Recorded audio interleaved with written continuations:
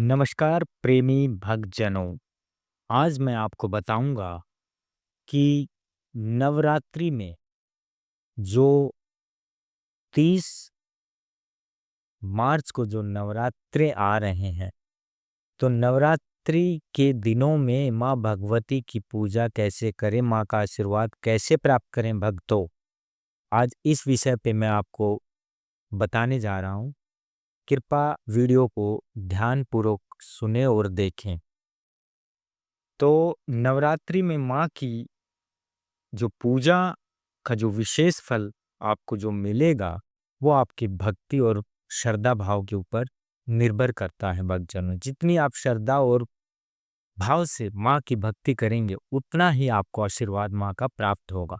तो नवरात्रि में मन की पूजा का जो मतलब होता है, देवी के 9 रूपों की श्रद्धा और भक्ति से पूजा करना, जिससे शक्ति और ऊर्जा प्राप्त होती है। इसके लिए आप कलश स्थापना, धूप दीप अक्षत पुष्प और प्रसाद अर्पित करें।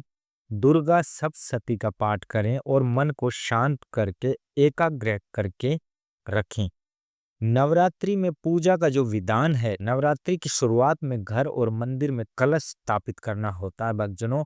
माँ दुर्गा का आह्वान यानी माँ भगवती का आह्वान करें और उनको धूप दीप अक्षत पुष्प और प्रसाद अर्पित करें भक्तजनों। दुर्गा सप्तशती का या गायत्री चालीसा का पाठ भी आप कर सकते हैं। देवी महात्म्य, इसका भी पाठ आप कर सकते हैं।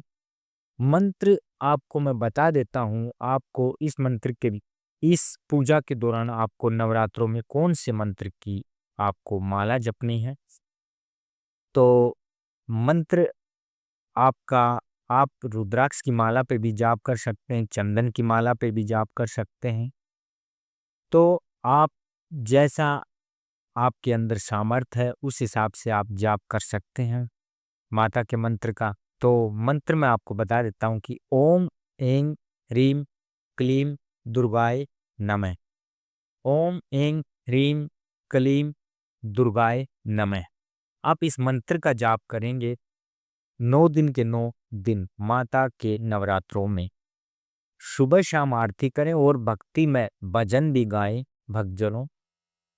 पूजा के दौरान मन को शांत और एकाग्रत रखें और देवी को अपना सब कुछ समर्पित करके ही पूजा करनी है भक्तजनों। पूजा स्थल को साफ सुथरा रखें और स्वच्छ वस्त्र धारण करके ही पूजा करनी है भक्तजनों। भोजन में आप पूर्ण रूप से सात्विक रूप से आप भोजन लेंगे, यानी शक्कर और प्याज का आप सेवन नहीं करेंगे। आप दलिया और दूध या फल फूल मिठाई, मिठाई तो नहीं, फ्रूट वगैरह आप ले सकते हैं, या आप उपवास भी रख सकते हैं और व्रत भी रख सकते हैं। उपवास यानी व्रत एक ही बात है। तो अखंड ज्योत, यानी अगर आपसे जितना भी हो सके अखंड ज्योत आपकी जले, इतनी आप कोशिश जरूर करना। अगर जैसे ही अखंड ज्योत जलती है आपके घर में, तो जितनी भी नकारात्मक जो शक्तियां हैं वो आपसे आपके घर से दूर भाग जाती हैं भक्तजनों।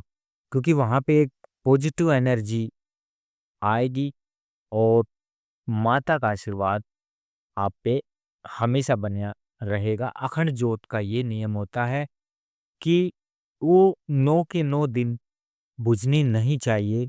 आप इस तरीके से उनकी अखंड ज्योत की आप व्यवस्था कर सकते हैं। नवरात्रों के दौरान किसी भी साधना को करने का जो समय होता है वो ब्रह्म मुहूर्त और शाम का, जब सूर्य अस्त होता है उससे आधा घंटा पहले आप शुरू कर सकते हैं। तो भक्ति भाव से आप पूजा कीजिए। देवी की पूजा में सच्ची भक्ति और श्रद्धा रखें। मंत्र जप, ध्यान और योग जैसी साधनाएं भी आप कर सकते हैं। मंत्र तो आप जपेंगे, ध्यान भी कर सकते हैं, योग भी कर सकते हैं। नकारात्मक विचारों को त्यागें और सकारात्मक सोच रखें। हमेशा जरूरतमंदों की सेवा करें, दान पुण्य करें। अपने मन, वचन और कर्म पर जो है नियंत्रण रखें, जिससे माँ की असीम कृपा आपके ऊपर हो सके। नवरात्रि के 9 दिनों में, यानी 9 स्वरूपों की पूजा, नवरात्रि के 9 दिनों में देवी के 9 स्वरूपों की पूजा की जाती है भक्तजनों। जो शक्ति, ज्ञान और प्रेम के प्रतीक है। शैलपुत्री यानी जो शैलपुत्री माँ है, पहला दिन जो है, पहला ही नवरात्र शैलपुत्री माँ का होता है। देवी का पहला जो रूप है, जो शक्ति और साहस का प्रतीक होता है। ब्रह्मचारिणी यानी दूसरा जो माँ का रूप, जो माँ का जो दिन होगा नवरात्रों में, वो ब्रह्मचारिणी ब्रह्मचारिणी जो माँ है उनका दिन होता है। देवी का जो दूसरा रूप है, जो तपस्या और संयम का प्रतीक होता है। चंद्र घंटा जो तीसरा जो दिन होता है माता का, वो घंटा जो माँ है उनका होता है। देवी का तीसरा रूप जो शांति और आनंद का प्रतीक होता है। जो चौथा जो होता है कुष्मांडा, कुष्मांडा जो है देवी का जो अगला दिन होता है। देवी का जो चौथा जो रूप होता है, ये सृष्टि की रचना का प्रतीक होता है। सकंद माता जो पांचवा जो रूप होता है दे माता का, सकंद माता माँ का, तो देवी का जो पांचवा रूप है, जो ये दर्शाता है प्रेम और करुणा का प्रतीक माना जाता है। कात्यायनी, कात्यायनी जो देवी का जो छठा रूप होता है, जो शक्ति और ज्ञान का प्रतीक होता है। कालरात्रि देवी का जो सातवां रूप होता है, कालरात्रि माँ का, जो काल और अंधकार पर विजय का प्रतीक माना जाता है। महागौरी देवी का जो आठवां रूप होता है, जो शांति और समृद्धि का प्रतीक होता है, वो महागौरी माँ का आठवां दिन माना जाता है। सिद्धिदात्री यानी जो नौवां जो दिन होता है माँ का, वो सिद्धि और सफलता का प्रतीक माना जाता है भक्तजनों। तो ये 9 के 9 दिन मैंने किस देवी का क्या प्रतीक होता है मैंने आपको बता दिया भक्तजनों। आपने 9 दिन आपने इनकी पूजा करके, और उसके बाद आपने जो मैंने मंत्र बताया है, ओम ऐं ह्रीं क्लीं दुर्गाय नमः, इस मंत्र का आप रुद्राक्ष की माला से आप जाप करेंगे 108 बार। अगर 108 बार आपने इस मंत्र की जल्दी साधना यानी इसका चमत्कार जल्दी देखना है, तो डेली आप इसकी जो है 12 माला कर सकते हैं 9 दिन, यानी 108 जो है माला का आप संकल्प भी ले सकते हैं डेली 12 माला करके। तो इस दौरान आपको माँ भगवती का आशीर्वाद पूर्ण रूप से आपको मिलेगा।